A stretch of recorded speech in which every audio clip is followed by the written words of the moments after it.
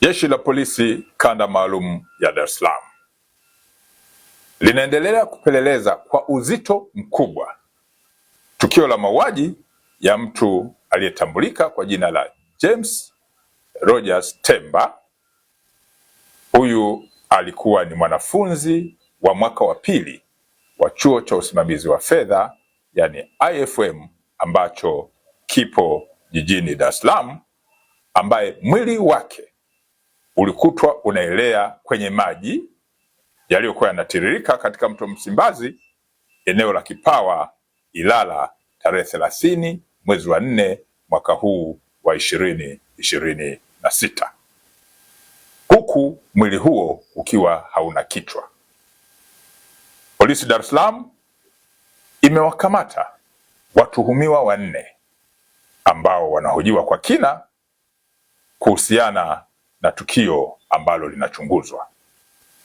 Watuhumiwa waliokamatwa na wanahojiwa ni pamoja na Steven Rogers Chaka, huyu ni mbungu, ana miaka 31, ni afisa maabara mkazi wa Hai mkoani Kilimanjaro. Amekamatwa pia mwanamke mmoja ambaye ametambulika kwa jina la Anna Frank Lema maarufu kama Happiness. Huyu ni Mchaga mwenye umri wa miaka 30, lakini ni mkazi wa eneo la Tabata Chang'ombe.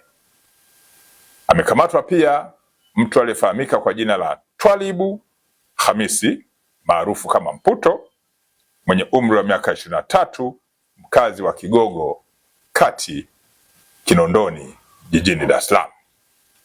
Amekamatwa mtu mwingine wa 4 ambaye ametambulika kwa jina la Michael John maarufu kama Tambali mwenye umri wa miaka 26. Huyu ni mkazi wa Kigogo Kinondoni jijini Dar es Salaam.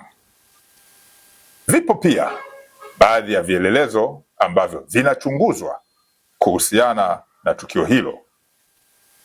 Wito wa Jeshi la Polisi Kanda Maalum ya Dar es Salaam kwa wananchi kuwa watulivu ili kila aliyehusika kulingana na ushahidi ambao unakusanywa na utakusanywa aweze kuchukuliwa hatua za kisheria.